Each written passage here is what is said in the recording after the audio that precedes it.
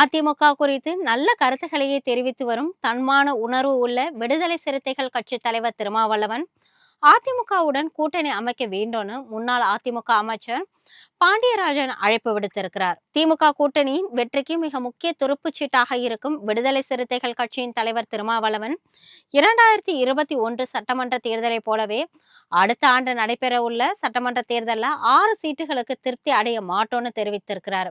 திமுக கூட்டணியில இடம்பெற்றிருந்தாலும் திமுகவினுடைய தவறுகளை சுட்டி காட்டுறதுல அவர் தவறியதே இல்லை. அது மட்டும் இல்லாம அதிமுகவினுடைய முக்கிய தலைவர்களுடன் சகஜமாக அவர் பேசிட்டு வராரு. அதிமுகவுடைய கூட்டணியில் சேர்வது தனக்கு எந்த பிரச்சனை இல்லை என்றும் அவர் ஒரு செய்தியாளர் சந்திப்புல வெளிப்படையாகவே தெரிவித்திருந்தார். இதன் காரணமாக விடுதலை சிறுத்தைகள் கட்சி திமுக கூட்டணியில இருந்து வெளியேற அதிக வாய்ப்பு இருப்பதாக கூறப்பட்டுட்டு வருது. அதனை உறுதி செய்யும் வகையில தான் அண்மையில அதிமுக முன்னாள் அமைச்சர் வைகை செல்வனை சந்தித்து பேசியது தமிழக அரசியல் களத்துல மிகப்பெரிய ஒரு பரபரப்பை ஏற்படுத்தியது.